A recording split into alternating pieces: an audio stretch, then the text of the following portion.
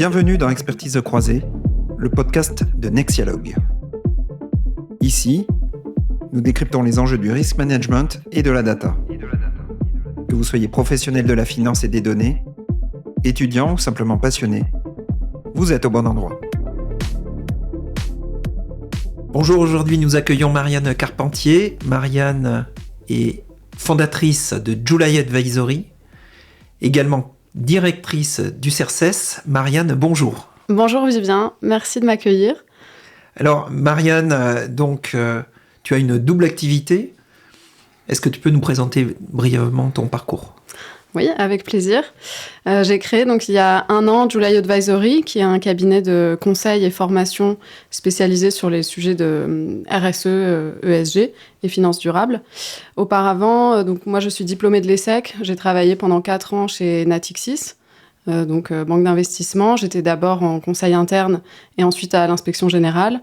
Et depuis maintenant 6 ans, je suis dans le conseil en stratégie. J'ai travaillé chez Exton, qui appartient maintenant au groupe Accenture, donc en conseil en services financiers. Et ensuite conseil généraliste, d'abord chez Bain, et ensuite au cabinet de Jacques Attali, Attali Associates, où j'ai réalisé des missions de conseil en stratégie environnementale. Et c'est là qu'est né mon intérêt pour ces sujets, mon envie d'en faire mon activité principale. Et c'est pour ça que j'ai créé, donc il y a 1 an, mon cabinet et que je me suis formée de façon plus précise à des expertises environnementales, comme le bilan carbone et comme, on en parlera ensuite, la comptabilité environnementale avec le modèle CARE que j'applique aussi aujourd'hui dans mes missions. Tu as lancé cette activité avec July Advisory. Et c'est vrai que les sujets environnementaux, les sujets de reporting extra-financier sont dans l'agenda de tout le monde, et en particulier les sujets de CSRD. Est-ce que sur la CSRD, tu peux nous rappeler brièvement de quoi il s'agit et qui cela concerne-t-il ? Avec plaisir, en effet, la CSRD, c'est un petit peu ce qui agite en ce moment les grandes entreprises et donc aussi le monde du conseil en RSE, puisque la plupart des demandes concernent cette réglementation. C'est une réglementation qui est vraiment très intéressante parce que, alors souvent, on n'a pas envie de faire du conseil purement réglementaire, mais ici, la réglementation, elle est fondamentalement stratégique. La CSRD, pour refaire un petit peu l'historique, donc CSRD, alors il y a beaucoup d'acronymes quand on parle de RSE, donc CSRD, c'est pour Corporate Sustainability Reporting Directive. Donc une directive sur le reporting de durabilité. C'est important le terme de durabilité. Avant, on parlait de reporting extra-financier. Le fait de parler maintenant de durabilité, c'est aussi pour montrer que les enjeux extra-financiers et financiers sont aujourd'hui mêlés. Donc presque parler d'extra-financier n'a plus vraiment de sens aujourd'hui. On parle plutôt de durabilité.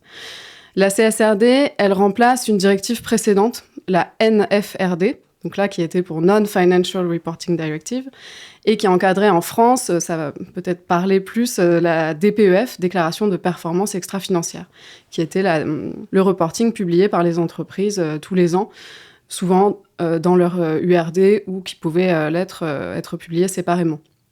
La CSRD, donc, elle vient modifier cette précédente directive. Elle s'inscrit complètement dans le cadre du Green Deal. Donc le Green Deal, c'est l'ensemble des politiques, le pacte vert européen donc, qui a été lancé en 2019 et qui est un paquet législatif, c'est-à-dire un ensemble de réglementations visant à encourager la transition écologique.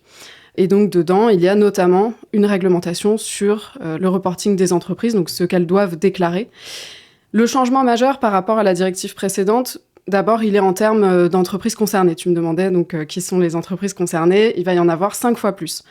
Parce que jusqu'à présent, c'était les entreprises de plus de 500 salariés, plus de 50 millions de chiffre d'affaires. Et avec la nouvelle réglementation, progressivement, alors ça ne va pas être dès cette année, mais progressivement, 5 fois plus d'entreprises vont être concernées. Et donc, on va descendre à des entreprises qui peuvent avoir plus de 250 salariés.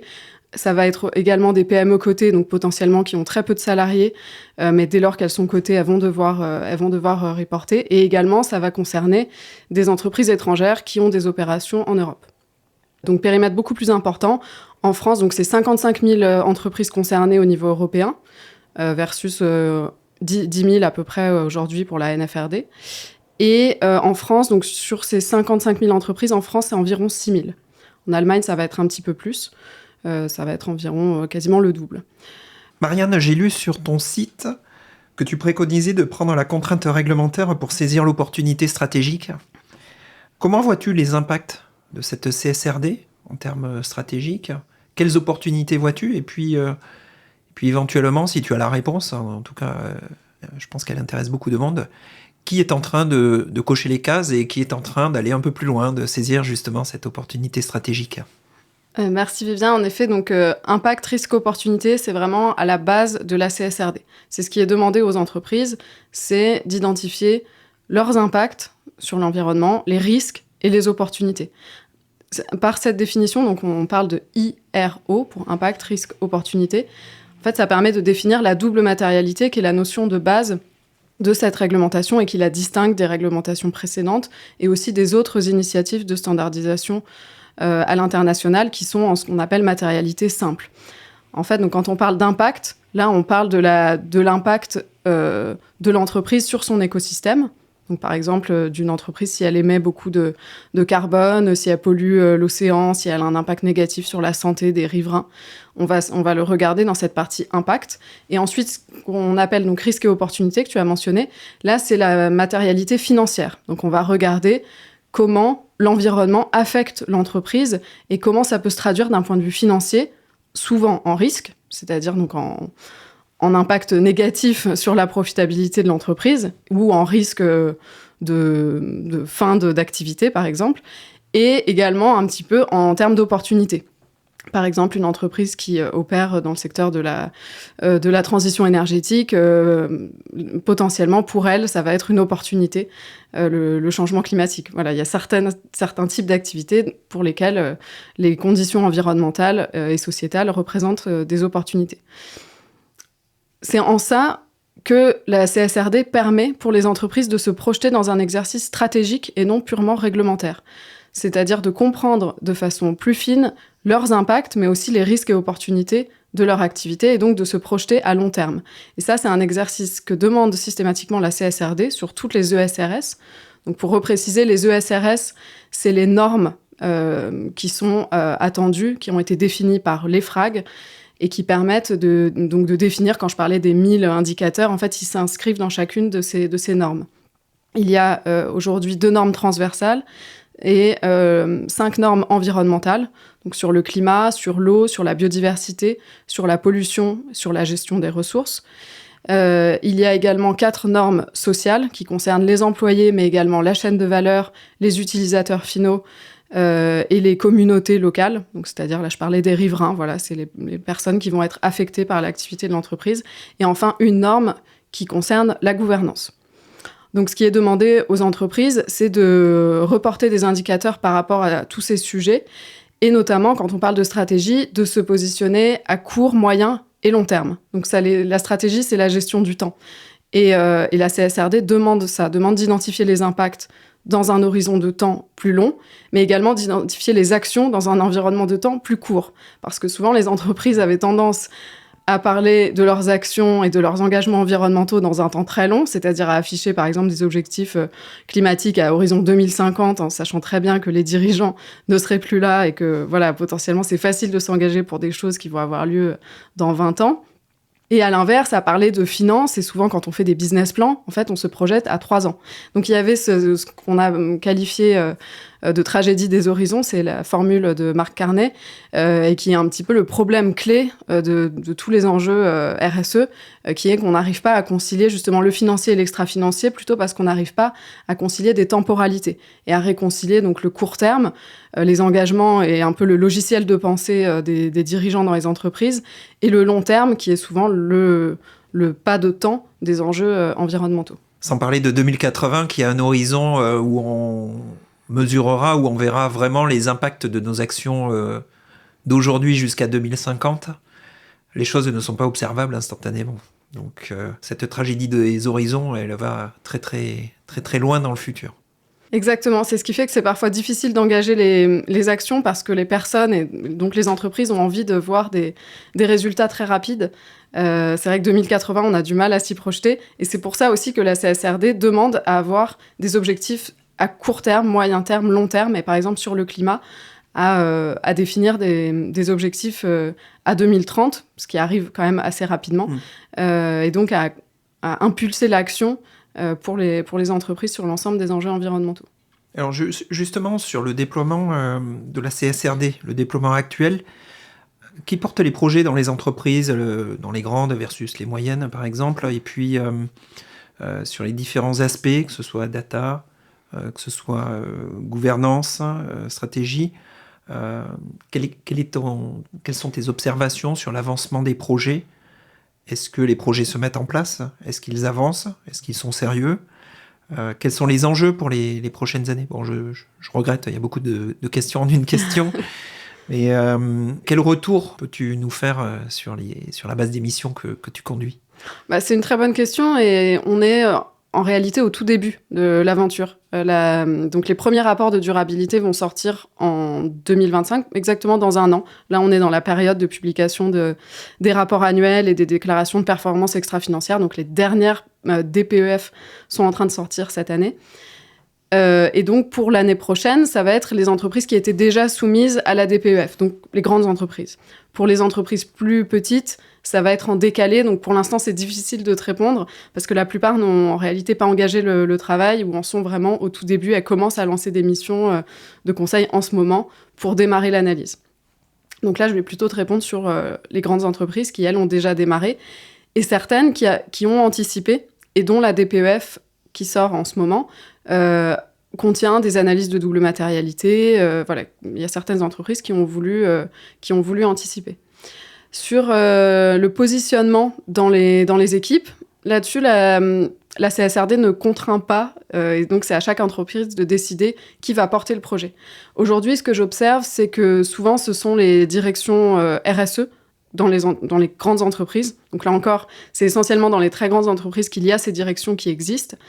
Donc dans ces très grandes entreprises, le sujet est porté par elles, mais elles ont bien conscience, en tout cas parmi celles que j'accompagne, avec qui j'ai pu échanger, bien conscience que c'est un sujet qui va au-delà de la RSE, et je dirais qui permet de placer la RSE à la place qu'elle aurait dû avoir depuis le début, c'est-à-dire la conciliation du financier et de l'extra-financier, d'avoir une fonction un petit peu transversale, et de travailler surtout très fortement avec la direction financière. Ça, c'est un bouleversement majeur. C'est pour ça, d'ailleurs, qu'on ne parle plus d'extra-financier, puisqu'il s'agit de replacer au cœur les sujets de durabilité avec le financier. C'est une des attentes de la CSRD, c'est-à-dire que dès qu'il y a un plan d'action, il doit être motivé financièrement. Il faut préciser les CAPEX, les OPEX associés. Il faut préciser également les effets financiers de ces impacts, risques et opportunités. Donc le fait de lier ces enjeux est absolument essentiel. Et ça, les directions RSE l'ont bien compris et elles travaillent très souvent avec les directions des risques. Mais évidemment, c'est un sujet qui concerne toute l'entreprise, depuis les directions opérationnelles jusqu'aux directions des fonctions support, RH. Et donc, la recommandation, c'est d'embarquer tout le monde, de créer un comité de pilotage qui va être porté par la direction générale pour aussi montrer que ce n'est pas juste un sujet réglementaire, que c'est un vrai sujet stratégique, et ensuite d'embarquer l'ensemble des directions pour que le sujet avance, étant donné que les ESRS sont très larges et concernent des sujets assez variés. Alors tu mentionnais la convergence de la RSE avec la comptabilité, avec la finance. Décidément, depuis une dizaine d'années, c'est vrai que c'est un peu le Big Bang du côté des directions financières. Il y a eu la convergence entre les risques et la finance avec les IFRS, notamment dans les banques, les IFRS 9.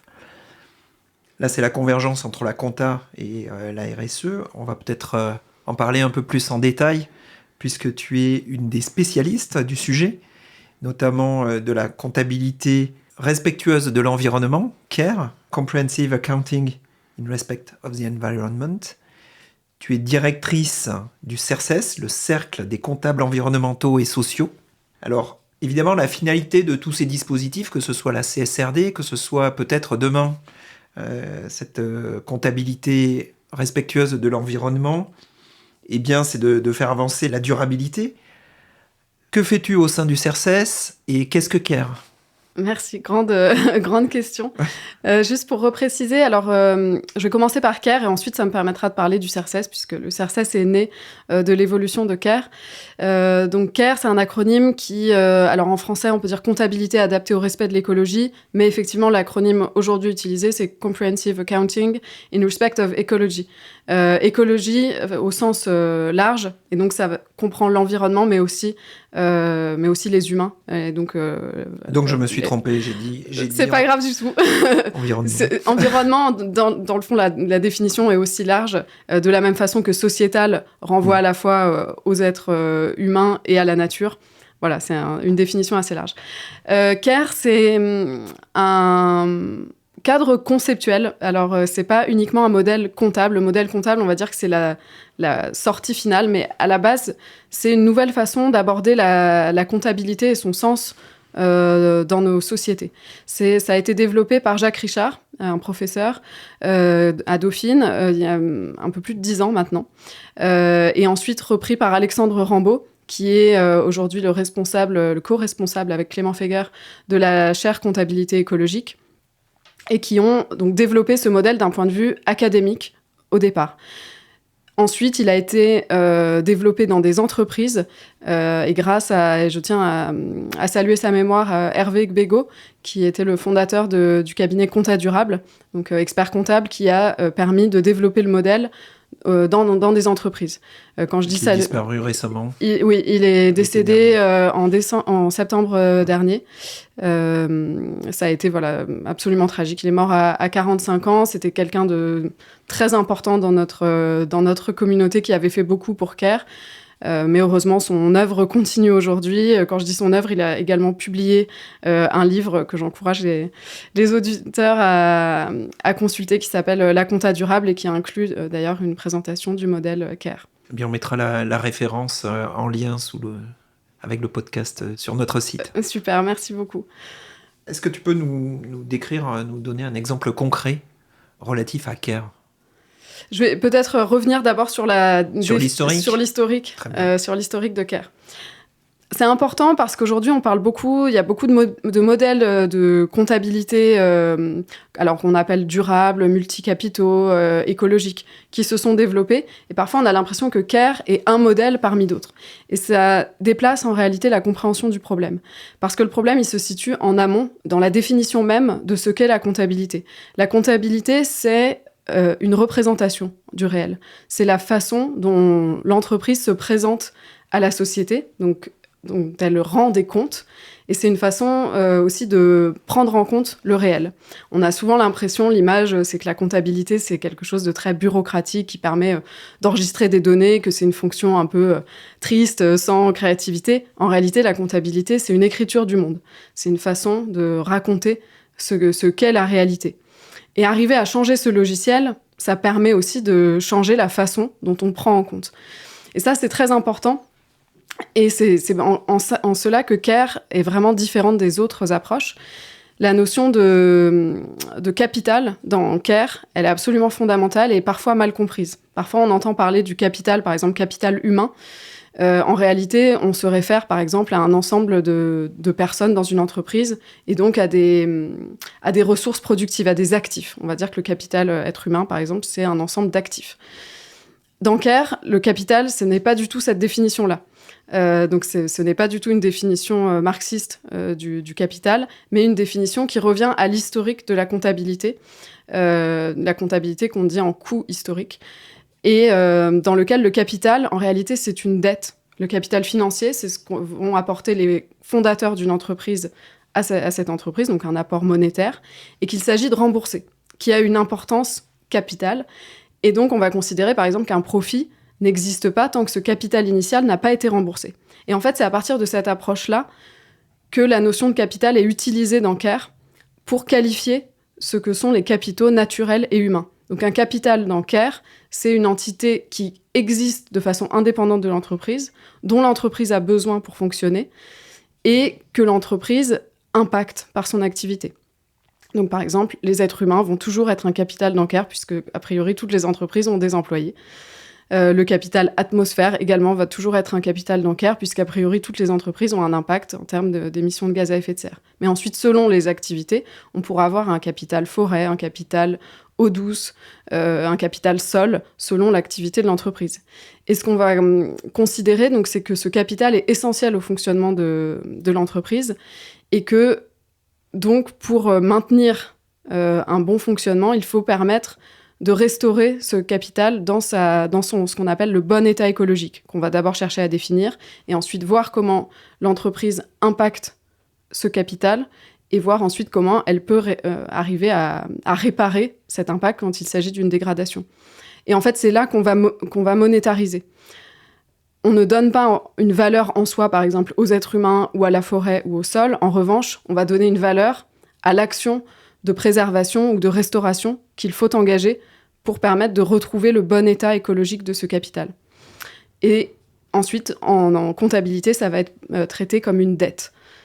Voilà, c'est des concepts importants. J'ai essayé de résumer rapidement l'approche, mais pour bien préciser que c'est une approche qui est radicalement différente des modèles habituels qui, en fait, considèrent uniquement les externalités négatives ou positives et qui ne vont pas au cœur du système pour essayer de le changer.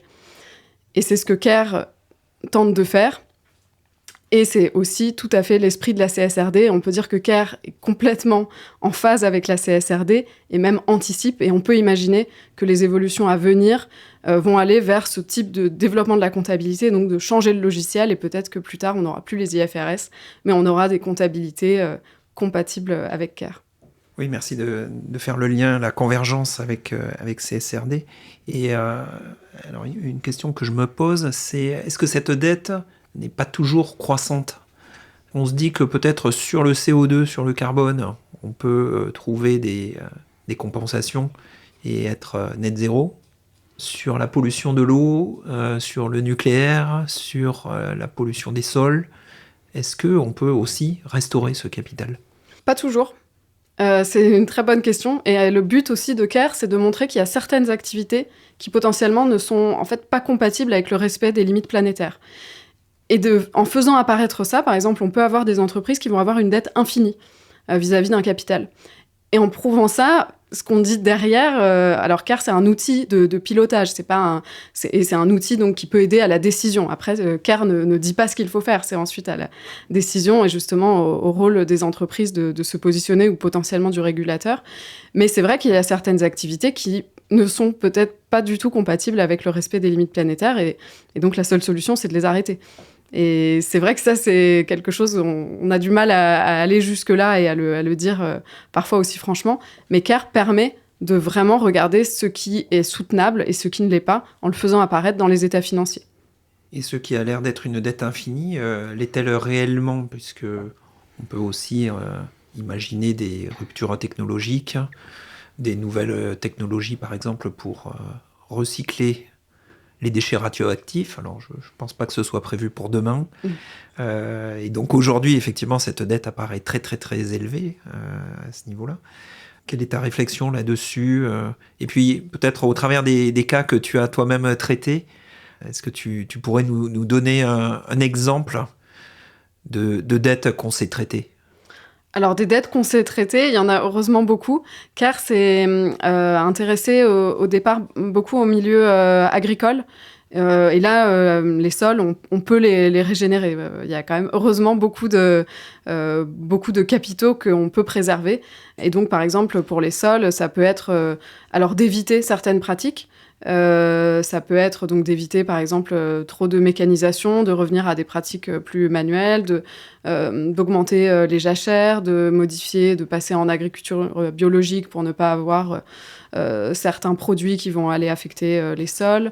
Ça peut être aussi par rapport à la technologie d'utiliser des technologies qui sont basées sur des solutions fondées sur la nature, donc qui vont permettre, par exemple, en mettant dans les sols certaines bactéries qui vont leur permettre d'être plus résistantes à l'eau.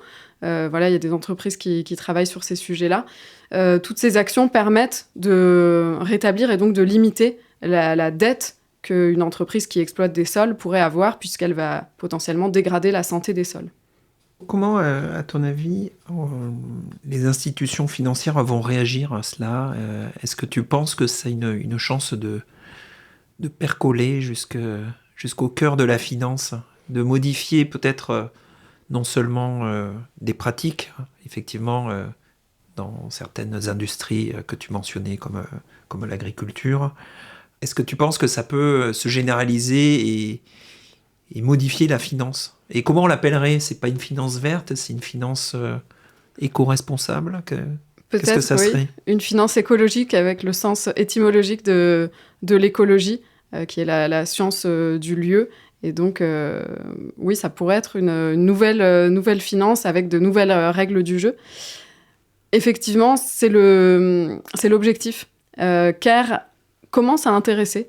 Le FMI a fait un papier qui mentionnait CARE. Alexandre Rambaud et Hervé Bégaud avaient été auditionnés au Sénat l'an dernier. Il y a de plus en plus de publications à l'international en Europe qui mentionnent CARE, qui s'intéressent à ces nouvelles façons de comptabiliser. On voit bien qu'on arrive au bout d'un modèle, qu'on a du mal à réorienter le logiciel et qu'on va avoir besoin de nouvelles façons de compter. Et c'est en ce sens que toutes les réglementations jusqu'à présent sont allées. Et donc avoir un nouveau modèle comptable, une nouvelle façon de traduire la réalité, évidemment, et moi c'est mon objectif, c'est que ça puisse ensuite devenir la norme et qu'on demande à l'ensemble des entreprises de respecter ce type de comptabilité-là. Comment agit le CERCES alors dans ce cadre? Quelle est la finalité? Quels sont ses moyens d'action? Donc le CERCES, je rappelle, c'est le Cercle des comptables environnementaux et sociaux, Oui, dont tu es directrice. Oui, exactement. Le CERCES a été créé en 2019. Et donc, c'est le Cercle des comptables environnementaux et sociaux, dont le but est de développer, de faire connaître à la fois CARE, et donc CARE pour les organisations. CARE peut s'appliquer à la fois aux entreprises et aux collectivités publiques, mais toujours à l'échelle d'une organisation, donc qui va avoir des états financiers. Mais également ce qu'on appelle la comptabilité écosystème centrée, la CEC, qui là va permettre de traiter ces enjeux-là à l'échelle d'un écosystème. Donc à l'échelle, pas uniquement d'une entreprise, mais potentiellement d'un territoire. Par exemple, d'un lac qui va être concerné par des agriculteurs qui vont avoir des terres à côté, par une association de pêche, par une entreprise ou plusieurs entreprises, une collectivité territoriale. Voilà, de faire parler ensemble différents acteurs parce qu'ils sont liés par un même territoire. Donc il y a ces deux types d'approches, CARE et la comptabilité écosystème centrée, qui sont portées par le CERCES. Le CERCES, c'est une association qui fédère à la fois le monde académique, puisque c'est de là d'où vient CARE, j'ai parlé de la chaire comptabilité écologique, donc à la fois les chercheurs, les étudiants qui travaillent au sein de cette chaire, et également des professionnels, comme moi, comme beaucoup d'autres qui s'intéressent à ces sujets, soit qui les traitent directement dans leur activité. Donc il y a beaucoup d'experts comptables, puisqu'à la base, ça vient du métier de l'expertise comptable, mais de plus en plus de personnes qui travaillent dans des entreprises, de personnes qui travaillent dans le monde du conseil en stratégie, comme moi c'est de là d'où je viens, et qui ont envie d'avoir des outils qui leur permettent de travailler différemment. Et puis après, il y a aussi des curieux, donc c'est pas uniquement des professionnels ou des chercheurs, il y a aussi toute personne qui s'intéresse à ce sujet, qui a envie qu'il se développe dans la société, donc qui peut rejoindre le CERCES. Merci Marianne. Eh bien, j'invite tout le monde à suivre Marianne July Advisory, bien sûr, également à suivre le CERCES et ses activités, le développement de cette comptabilité respectueuse de l'environnement. Il n'y a aucun doute qu'on en reparlera très prochainement, et je mentionne d'ailleurs que la France est en pointe sur ce sujet.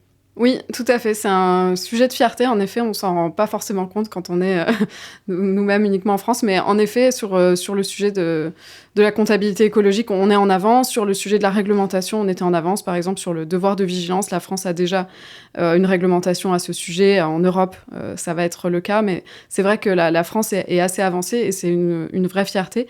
Et concernant le développement de CARE à plus grande échelle, mon cabinet commence tout juste une mise en place dans le port de La Rochelle, qui avait fait une pré-expérimentation via la chaire comptabilité responsabilité écologique il y a un peu plus d'1 an maintenant, et qui a décidé de l'utiliser vraiment dans son pilotage opérationnel de ses activités. Donc on démarre tout juste la mission, j'espère pouvoir en reparler dans quelques mois avec des résultats. Mais le but, c'est aussi de créer des exemples pour que ça puisse être repris dans d'autres organisations et que le modèle puisse se diffuser. Marianne, merci. Merci et beaucoup. Bonne chance dans toutes tes entreprises et dans toutes tes actions avec le CERCES. Merci Vivien et merci à Nexialogue.